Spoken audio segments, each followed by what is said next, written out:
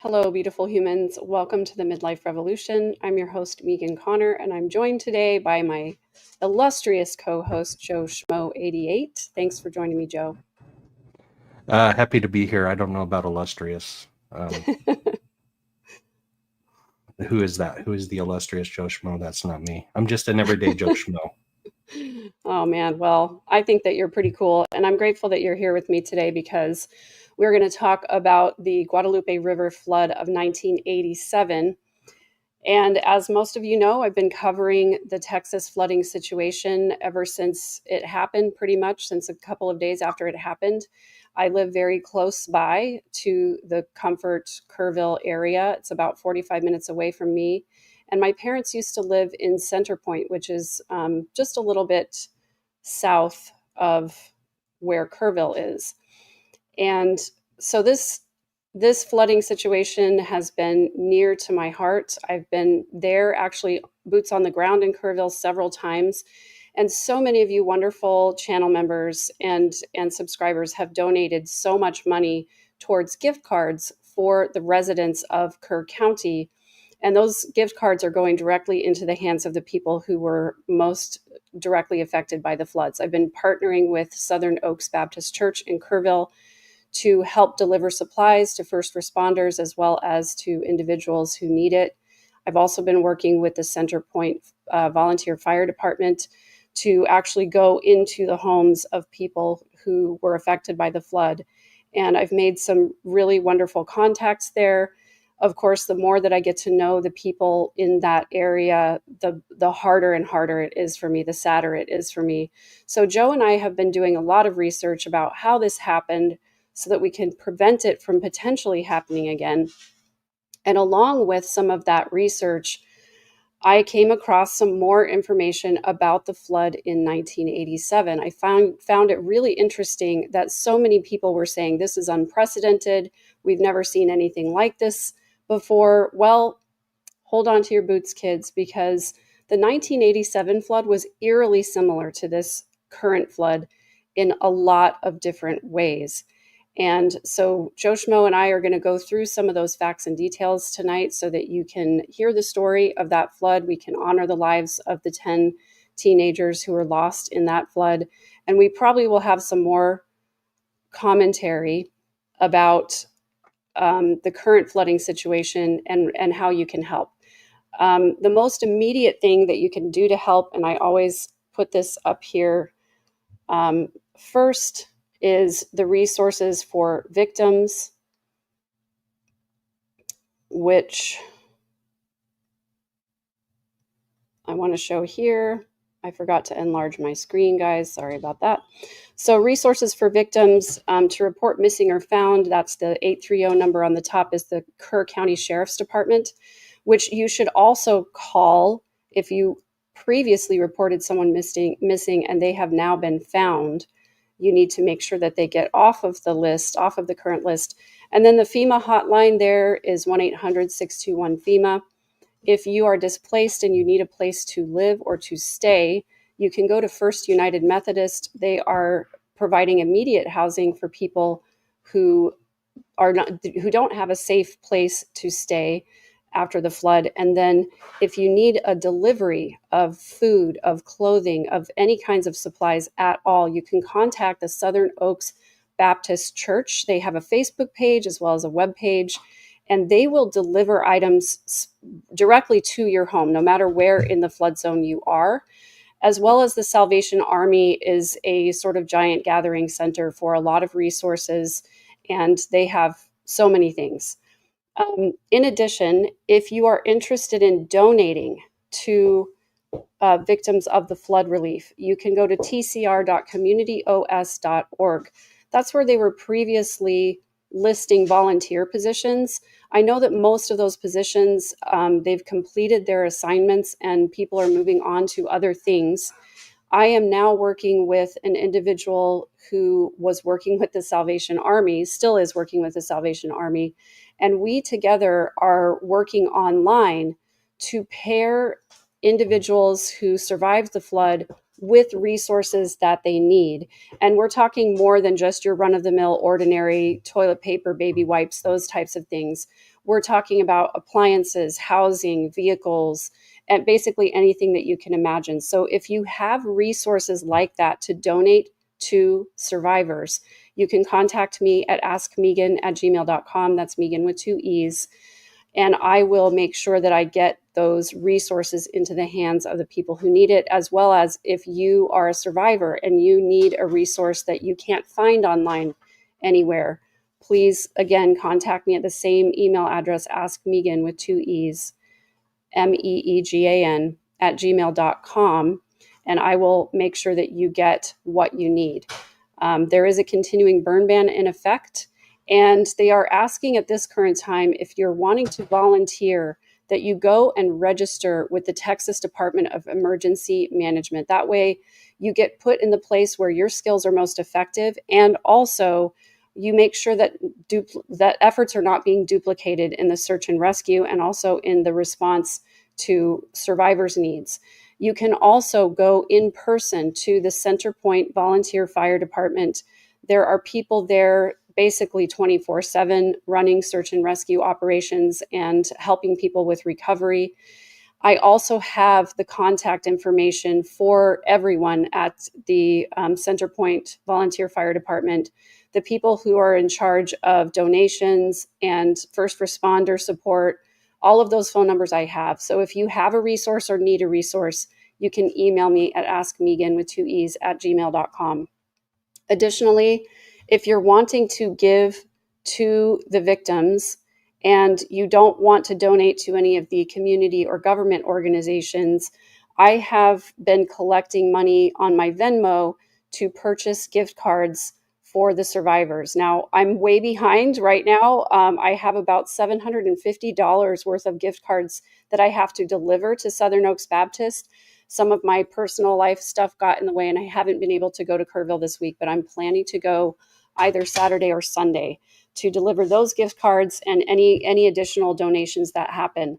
I tried to set up this live stream as a fundraiser, but the nonprofit has to be registered with YouTube or with their vetting agency in order to be used as a fundraiser right here on YouTube. And so I couldn't do it that way. But I have pledged on all of my flood videos that any super chats or super stickers that come in that are labeled with survivor help, I will donate those funds directly towards getting gift cards for the individuals. And they're asking for gift cards to the local grocery store, HEB, and they're asking for Visa gift cards so that they can purchase literally anything that they want. And so that is what I am doing for the survivors. So anyone who wants to donate, I will quickly put my Venmo in the chat. It's the same as all of my social media. It's third_verse. And I'm posting the receipts on my Patreon so that people know and know that I'm being transparent. Now, even if you don't subscribe to my Patreon, there are 2 features of my Patreon that are free, and they are both community chats. There's one just general Megan Connor chat over there, and then there's a Lori Vallow Daybell trial chat where I put only trial information goes there. And those free features you can sign up for at patreon.com.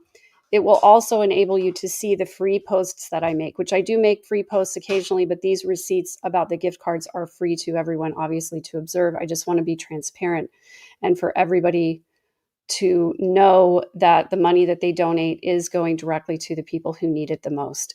So thank you for being here. And if you're watching a little bit later, please share this with people who need to see the information. I know lots of people are concerned still about the community there, and especially about all of the victims who have lost their lives, but most especially the girls from Camp Mystic. And thank you, Georgiana Thornton, for sharing this. Her granddaughter had a lemonade stand today for Camp Mystic. That's just amazing. I think it's amazing how events like this, tragic though they are, they do bring us together as a community. And you know, the people of Kerr County know how much you care about them because I've conveyed that to them.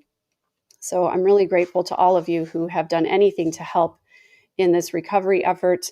And Joe, do you have the current statistics by any chance for today? I haven't looked it up yet today. I haven't either. Okay, well, let's look it up really quick. I know my sister is still out there, and she said they're still working hard and doing a lot of things in the Yeah. field. So Joe Schmo's sister runs a canine unit. Is that correct, Joe? Yes, search and rescue, canine search and rescue unit. She has 2 HRD canines. One of them is retired. He's my buddy Max. He's an old man like Nice. me. But she also has a live find, and she has an electronics one that she's training for electronics find. But That's awesome. her HRD canine fox is getting a lot of exercise the last few days. I bet. So from what I can see on a couple of different sites, it looks like the death toll has reached 134 all over the entire affected area, not just Kerr County. Just 116 of those are from Kerr County. And right now, the missing number is at 97, which I'm not sure if that's the correct number, to be honest with you, because it was 160 a few days ago. And I know that they updated the missing list when people started calling in and saying that they'd found their loved ones. But there are also a lot of people that we don't know are missing because their whole trailer or their whole house got swept away and there was no one in their family left to report them missing. So I think that probably the missing number is higher than that. But again, we may not ever know exactly how many people are missing, and we might not know for a while. And we've talked extensively about the reason for that, just a lot of people camping up and down the riverbanks of the Guadalupe River, and also just a lot of unknowns about where all of those trailers went and how many people were in them. So thank you for this, Robin. 116 from Kerrville and 135 total. Thank you. That was according to Governor Abbott at his broadcast. And admittedly, I haven't listened to that today because I wasn't planning on reporting on current events today. So this is so sweet. I really love to see this. I love to see kids caring about events that that are far away from them or that don't necessarily affect them personally. I love that. So tonight, what I wanted to talk about was the flood of 1987. And the flood of 1987 was Guadalupe River once again, but the brunt of the fatalities happened in Comfort, and that's where the river crested the highest.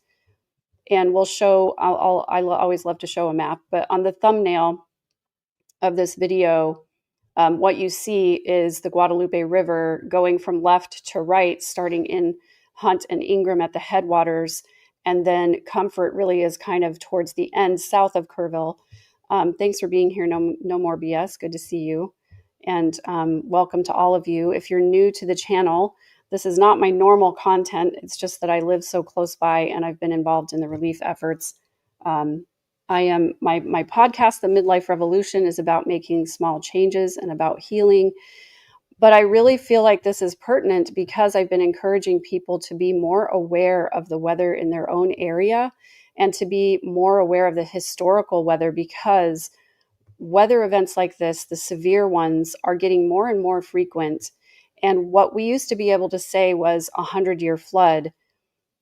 We've always emphasized, Joe and I, that doesn't mean it happens once every 100 years. It means that every year there's a 1% chance that it could happen. Well, now, these weather events are starting to become more prevalent. And so I think we can't really count on that 1%. And even if we could, if that 1% is the time that we're visiting the area or that we're unprepared, it's going to have an adverse effect. So I just want people to be more aware of the weather wherever they live and also wherever they visit, and to be prepared. And tomorrow on my channel, I'm going to have an emergency preparedness video where I'm going to share some information from the experts about how you can be prepared for natural disasters and weather events in your area. And I'm going to plug you into some resources that you can go to look up further information so that we can all hopefully avoid future tragedies. So what do you think, Joe? Are you ready to dig into this? It's so disturbing, but it It needs to be is. done. It needs to Yeah. be done. Yeah, it is. Holly Fabiani, this would be me. I'm totally landlocked, but I would keep a jet ski in my garage if that would work. I don't think it would have helped in this situation, unfortunately, but I always like to have a little levity if we can. It's a heavy topic. Joe and I have both been heavily affected by this, and honestly, I've been very, very sad and depressed. The more that I learn about this situation, the sadder it is for me. So I'm here presenting this information to help prevent these things from happening in the future. But it definitely affects both of us. And how are you feeling today, Joe? I was distracted most of the day, so I didn't. Today wasn't as heavy as the last couple of days, but just from a distraction standpoint, not from a difficulty of the situation and thinking about it and Right. thinking about what happened 38 years ago today. Yeah. Yeah, exactly. Thank you, Lisa Bite Me. It's great to see you. Told all my guests what you said about weather notifications when away from home, and also I've always had the policy. Well, not I shouldn't say always, but there are many situations in which my kids are involved in youth activities or camps, and one of the reasons this hit so close to home for me is because my daughter returned from camp the day before this happened, and she wasn't camping along the Guadalupe, but she was at a camp I had never been to before. I don't know what their safety protocols are. I just know the people who were running the event, and I know the counselors, and you know I just had to rely on them to protect the safety of my daughter. They wanted her to surrender her cell phone. I would not allow her to surrender it. I told her, you will have it with you. There's no reason in the world one person should be completely in charge of your safety. When there are so many adults around, if something happens, I want you to be able to immediately have access to your phone. So I'm one of those annoying parents. I'm like, please stay off it. Don't be watching Netflix in the middle of the night. She can't really because the reception's bad, which I like that, but um, she would have been able to get an emergency call out or a call to me. So anyway, it's one of those things where we know that the girls at Camp Mystic were not allowed to have their phones with them. Many of them were too young to have cell phones anyway, but even the counselors were not allowed to have phones, and that's just a dangerous situation. So, hey, everyone loves Angel Eyes. Welcome. Glad to see you. Thanks for being here. Thanks for modding. Um, yeah, Cat Lady, not in a flood zone, but because of this and flooding in towns around me, I bought flood insurance today. You know, knowing the historical information about where you live is really important because I live in San Antonio. It is part of Flash Flood Alley. We get flash floods here all the time. Most of the time, they only affect the low-lying areas and the roadways, oddly enough. And so, usually, if I get a flash flood warning and I'm at home and all my kids are at home, I kind of ignore it because I'm like, well, we're in a higher up area. But I do have a water source that is near me, and I can't ignore the fact that if something like this catastrophic happened, it's very possible. My neighborhood has flooded before, not to the point where we couldn't get out. But if there was a catastrophic something that happened, yeah, I'd pretty much would be trapped in my neighborhood. There are two entrances to my neighborhood, but um, at least one of them is close enough to that water source that it would be cut off. And I live close enough to that entrance that I wouldn't be able to get to the other entrance. So, glad to Yeah, hear and that Grandpa got out okay. Thank you, Georgiana. yeah, Go ahead, Joe.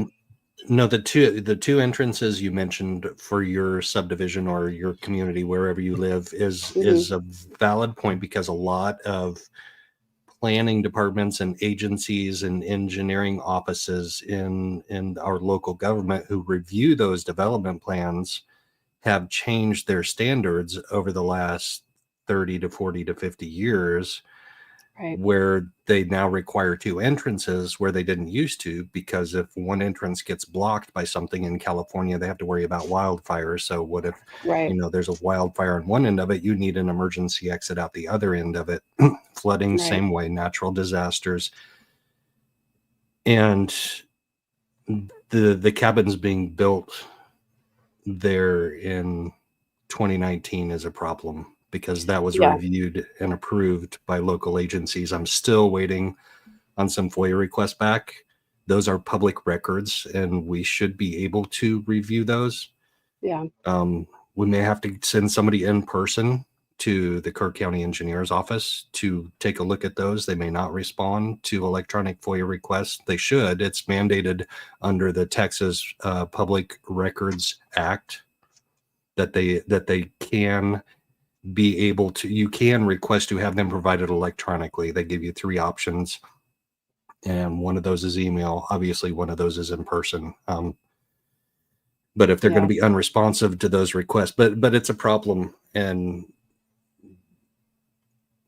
it just makes looking back 38 years that much more tragic. Yeah. To the morning of July the 4th of this year. Yeah. And we will dig into more about the Camp Mystic issue on another live. I want to cover this topic briefly and concisely and not dwell on it for too long, because that, I think for me at least. I'm sorry. No, you're fine. You're fine. My mind goes there. Totally. And mine does too. And because it's so similar, we probably are going to talk a little bit about it, just not in depth. So I want to say thank you to Sandy for the super sticker, and to Linjen too. Great to see you. Those super chats will go directly to the flood victims. So I have started to share this 2 or 3 times, and let me go ahead and share it for real this time. This is from a website called Weather Underground, which is one of the resources I like to point people to for weather data, because they do historical data as well, and they have searchable maps and radar where you can literally put your location here in the search bar, and you can look up what's going on currently as well as what has gone on historically.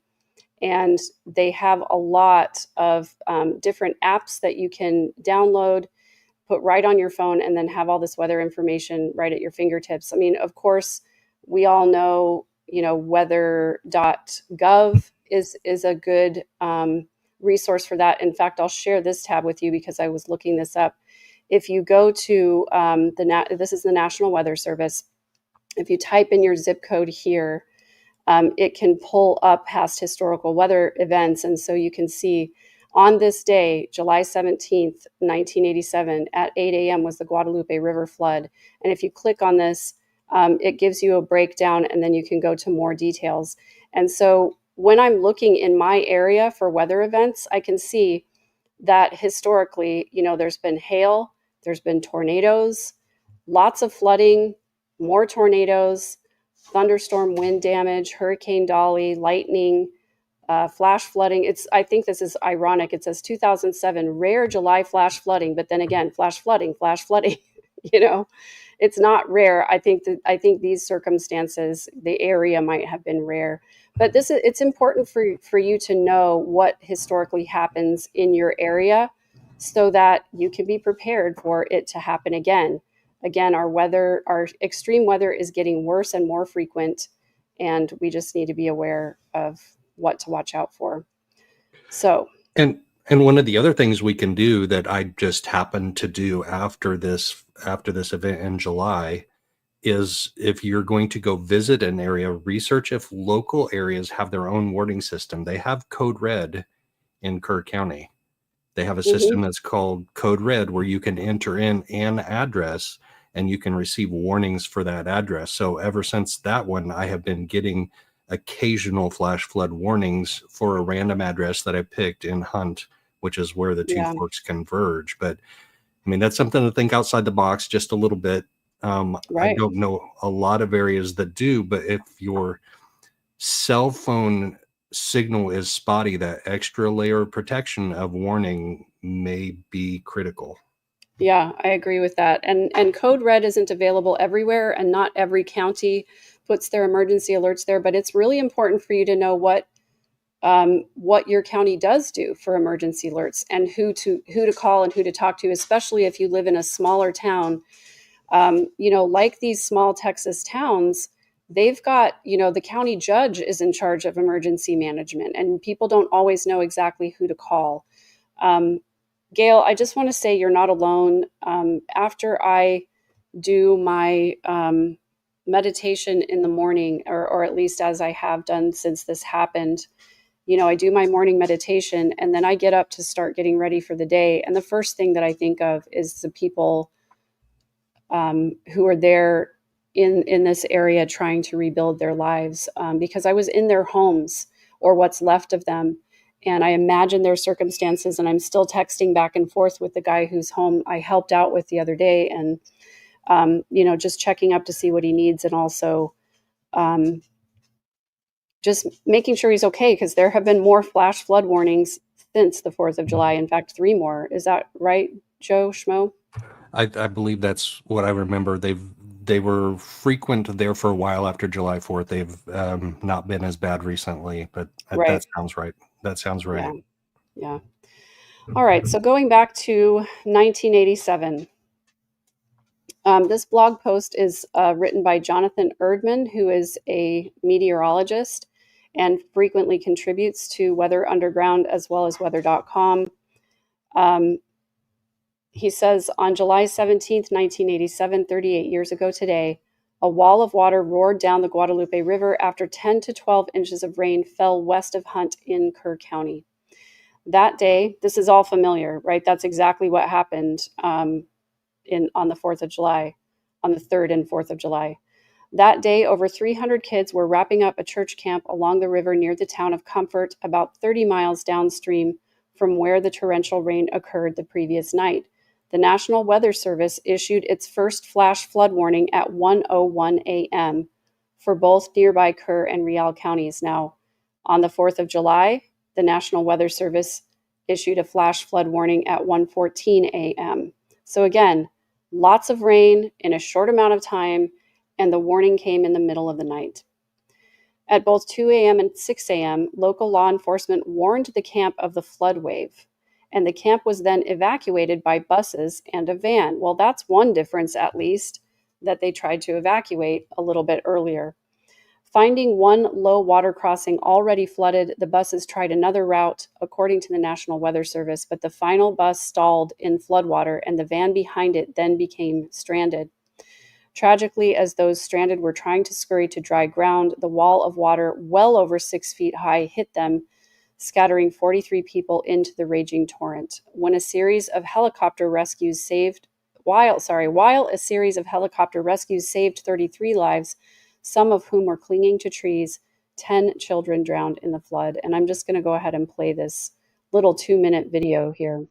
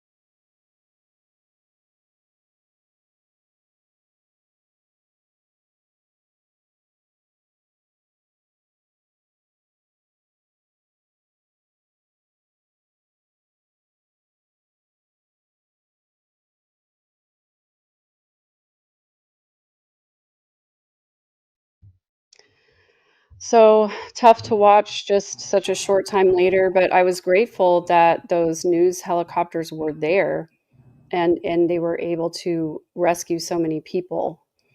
I just found it, I found it so tragic that it was pretty much the same situation, the same timing. And, it just, unfortunately, we don't learn from our mistakes very well.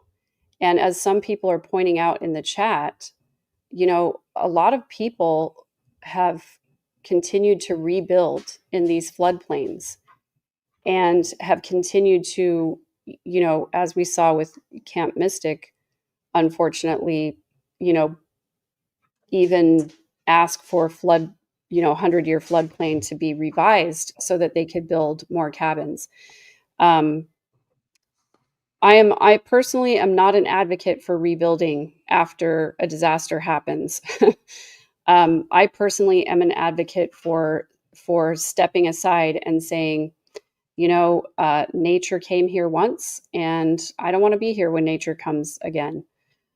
McSpunky, it's always good to see you. Thanks for being a member for 14 months. And thanks for all the memberships you always gift and share with everybody, and for your humor in the chat. I always appreciate seeing you. Yeah, I think So, making it a memorial park is a good idea, maybe. Yeah, Joe? yeah, no, I was going to say my thought goes now. I mean, besides the pet peeves that I have with the governmental approval issues and that sort of thing that led to what happened now, is back then in 1987.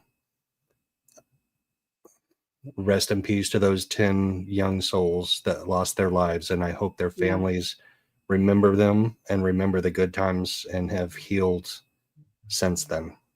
Yeah.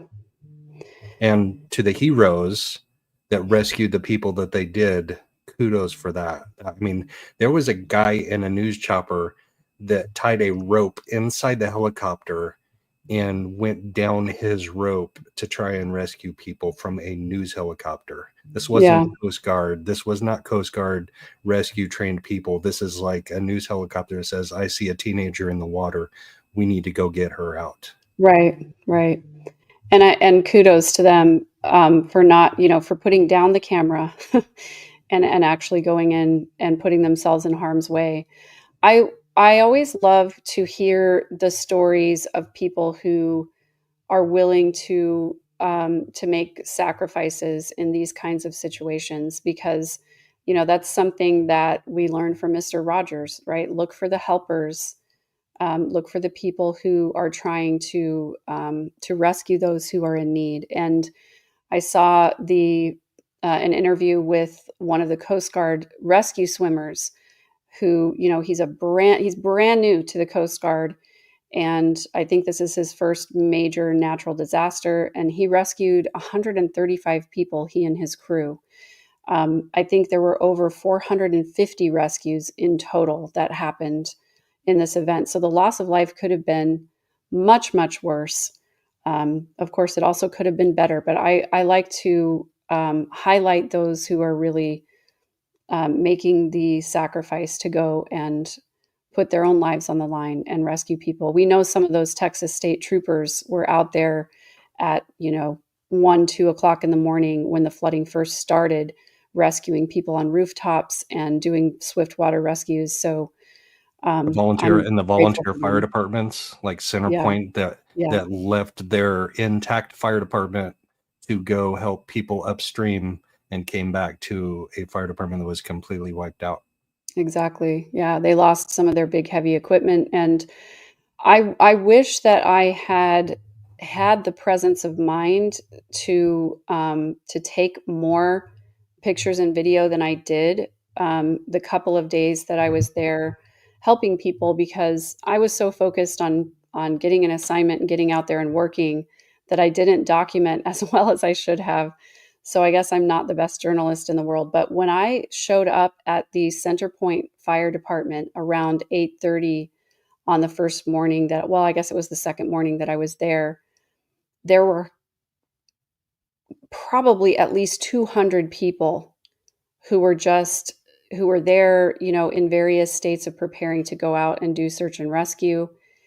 And I was amazed at just the variety, the diversity of people, the different skills, people with chainsaws, people with pickaxes, people with shovels, just whatever they had, they brought. And, they were, the leadership was sort of breaking everybody up into groups of 15 or so. And when I got to my group, when it came time for them to give us an assignment, they said, "How many of you have search and rescue experience?" And I raised my hand and I looked around and I was the only one in that group. And I was like, okay, but I've had like this much search and rescue experience, as in I was part of a team doing the job I was assigned. I wasn't in charge of anything. And I was like, okay, so I'm the only one. Hopefully we'll get assigned to somebody experienced. And the guy pointed at me and he goes, you're going to be my team leader. And I was like, but they assigned us to go and help clean up people's houses that had floodwaters in them and not on search and rescue. But I was amazed to see people just showing up, from all over the place. On part of my team were these 3 guys who were from San Antonio. They were contractors that did kitchen remodels. And they showed up with their entire bags of Ryobi tools. And they were like, yeah, we know how to take the cabinets out. Yeah, we know how to cut the drywall. Yeah, we can teach people how to do this. It was just amazing. I'll never forget that. And I can't wait to go back. But I have to say, the comment that was made earlier by Gail C., where, you just are crying and sad and upset all the time. I had to make myself stay home because I realized that I've been to Kerrville. I've been back and forth to Kerrville 3 times since the 4th of July, and that's all I've been able to do. But the last time that I came back, I spent pretty much the entire day there. And as I was coming back, my kids were coming home and I was going to meet them for, something to eat, but I knew I was way too tired to make dinner. And so I was like, just go pick up whatever food you want and bring it back to the house. And I came back in my house and my kitchen was a mess and my laundry wasn't done. And, my dogs were restless, needed to go outside. My kids were eating fast food. And I was like, what am I doing? I'm avoiding all my problems here by going and trying to help other people over there. So, I had some stuff I needed to take care of here, and I decided to take a couple of days and just take care of that and not get so caught up in helping other people that my own people suffer. So that's just that's my word to the wise out there. If you're struggling financially, please don't donate your last dollar to the flood relief. Just in your case, the care and the service that you give are enough. Please don't spread yourself thin in trying to do too much for other people. I'm telling myself, I'm going to watch this back later and be like, see, Megan. It's a tough balance to find, like in a lot of ways. It is. Not just physical boots on the ground, but also the coverage of it. Going back and watching the videos from 1987 is tough on all of us. Yeah. But we can handle it because first of all, we can pay tribute to the victims and to the heroes, but we can also learn lessons, or we should be able to learn lessons from the past. And I saw a comment up there earlier that said hindsight's 2020. Yeah. I mean, it is, but that's why we change laws and update floodplains and don't build in floodplains. Hindsight is 2020. Right. That's what learning from your mistakes is about. Hindsight. Right. Exactly. And that's the reason why I want to talk about this on my channel, and the reason why I want to point out the mistakes that were made. It's not to shame anybody. It's not to try to make people feel bad. It's to educate myself and others about what can be done going forward. And I always appreciate it when someone is confronted with the mistake that they made and they say, you know what, that was not a good call. I'm going to do better going forward. um, yeah, just that's something that McSpunky has 2069 vision. I don't know if that does that mean that you see the number 69 everywhere and do you see it in your far vision, your close vision? I'm really curious about your diagnosis. um, hey, North Wildings, good to see you. Long time no see. But yeah, I really I got to this.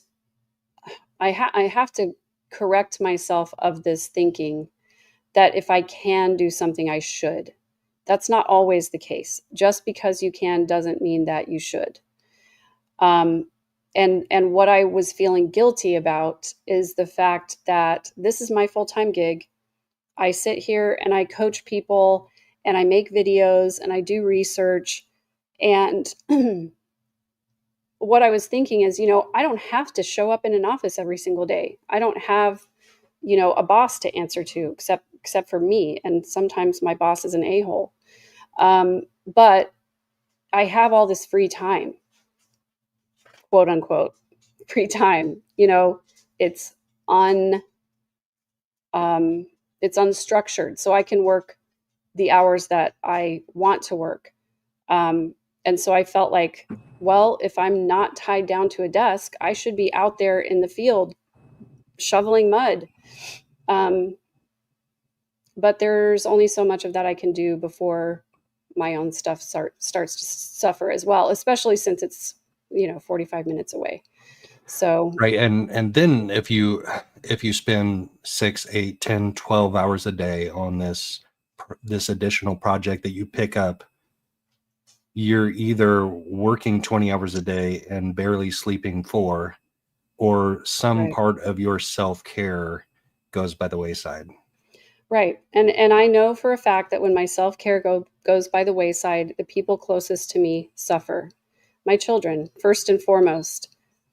Because when that one day, I got up at 6 o'clock, I did all of my chores around the house. My kids, it's summertime. They're sleeping for a really long time. So I'm not worried about them until around 10:30, 11 o'clock or so. And by that time I was already elbow deep in flood mud. But then once I come home, I have to clean my tools. I have to take a shower. I have to clean out my car because flood mud is not something that you want in your space. It's full of all kinds of garbage. So anyway, it's hard. It's hard on everybody, and it's a sacrifice for everybody. And it's not a sacrifice my kids asked to make. And my daughter has a significant event tomorrow that she's participating in that she needed preparation for. So again, just my message is always to do what you can, but not to do more than you can. Know your limitations and live by them. I'm 55 and I'm still figuring those out. Well, me too. It's a practice. I practice living within my limitations and I'm not always good at it.